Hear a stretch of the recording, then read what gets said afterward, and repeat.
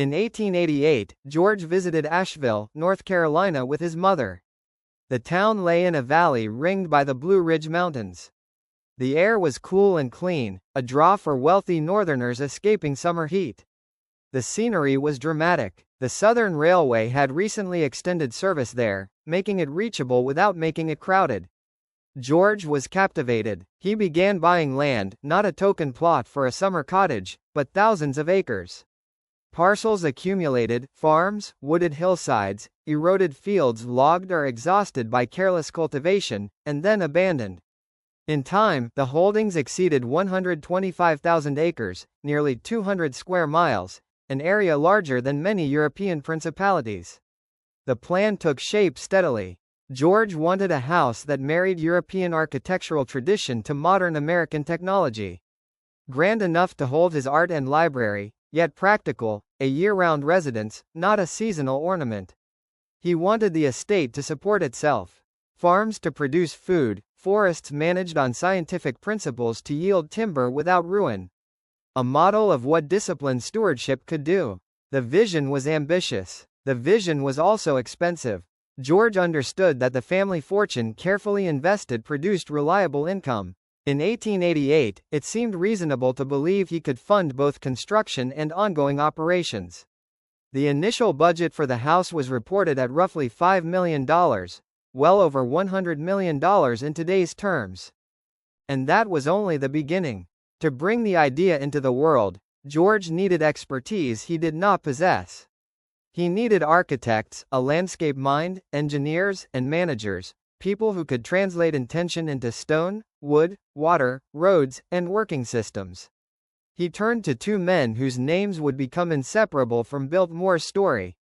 The first was Richard Morris Hunt, America's leading architect. Trained at the École de Beaux-Arts in Paris, the first American to do so.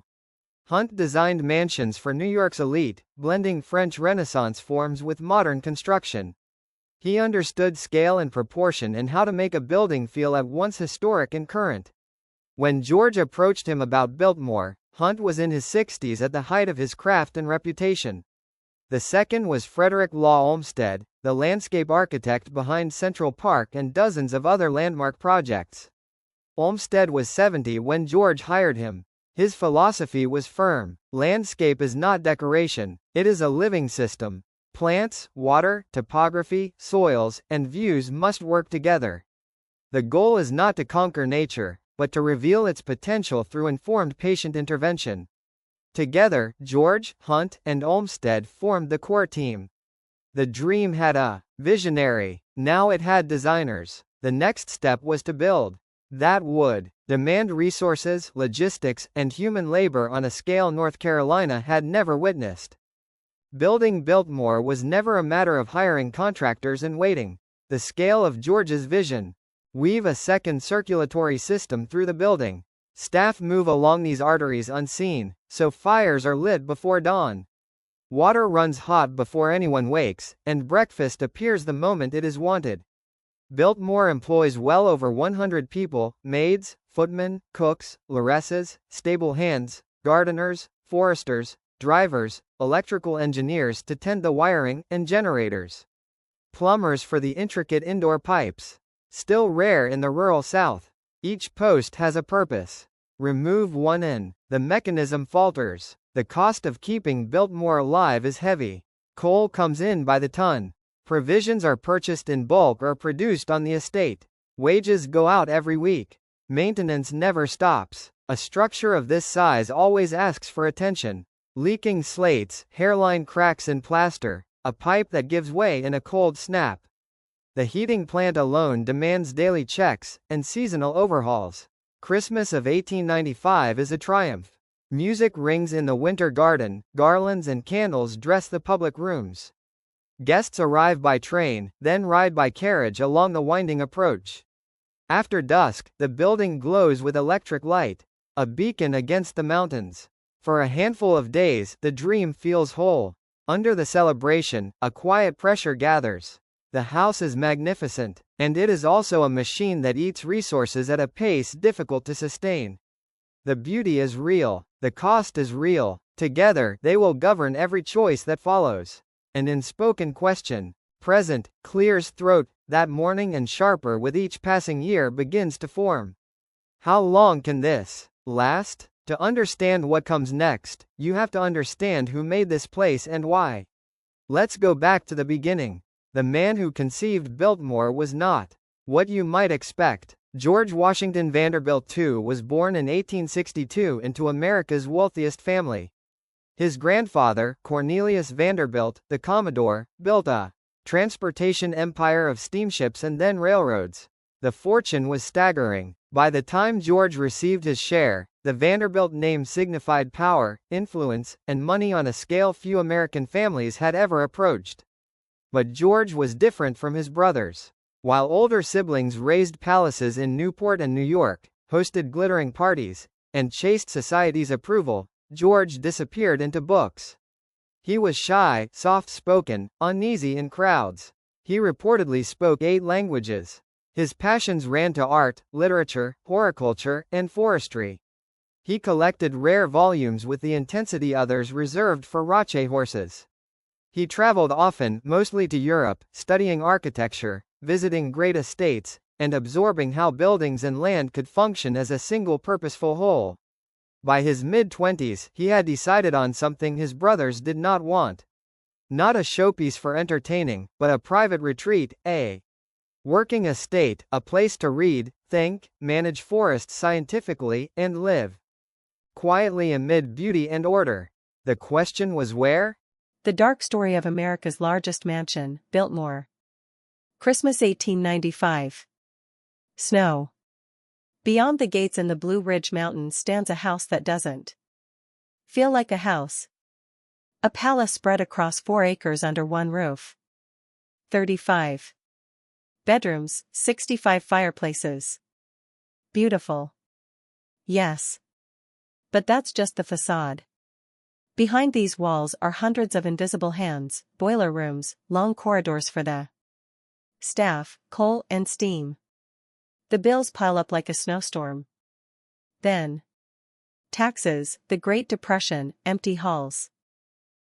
To save the dream, the family must open their private world to crowds, a museum instead of a home, tourism instead of quiet. And there's more. Female leadership, bold decisions, and a price you don't see on postcards. Can beauty make you immortal if it slowly eats your life? And the real question, who actually paid for Biltmore? And how much does this dream cost today? If you enjoy deep investigations into Gilded Age architecture and the families who built it, please like, subscribe, and tell me in the comments which house to explore next. Your support makes these detailed stories possible. Thank you for being here. Let's begin. Christmas morning, 1895. The Blue Ridge Mountains hold snow like a secret. The air tastes of wood smoke and pine. Beyond Asheville, North Carolina, past forests that run for miles, a private road climbs, iron gates, a curve upward. And then a residence that refuses the word house. Biltmore. It rises from the hillside like a fragment of the lyre transplanted to America. Limestone walls, steep slate roofs, towers and turrets catching the winter light. 4 acres under one roof, 35 bedrooms, 65 fireplaces, a banquet hall whose ceiling soars as roughly 70 feet, a library holding about 10,000 volumes. Beneath the stone and oak, a marvel of modernity for 1895. Electric light throughout, elevators, central heating from massive boilers. Refrigeration, fire alarms, and call buttons set into the woodwork of principal rooms. Numbers signal magnitude, but they do not deliver the sensation. Stand in the entrance hall and look up. Stone climbs for 3 stories. A barrel. Vade ceiling carries carved oak and painted detail. Polished marble. Underfoot. Stained glass filtering winter daylight.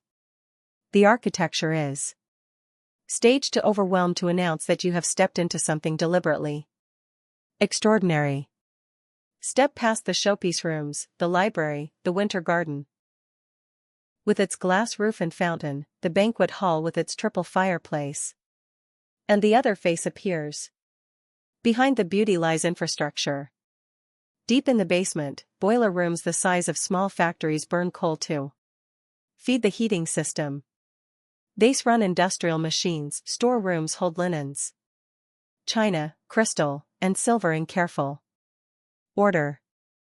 The kitchens are laid out not for a family, but for an operation. There are servants' quarters and a servants' dining room. Servant staircases, narrow and unadorned, hidden from guests. Long service corridors painted institutional green and lit by bare bulbs.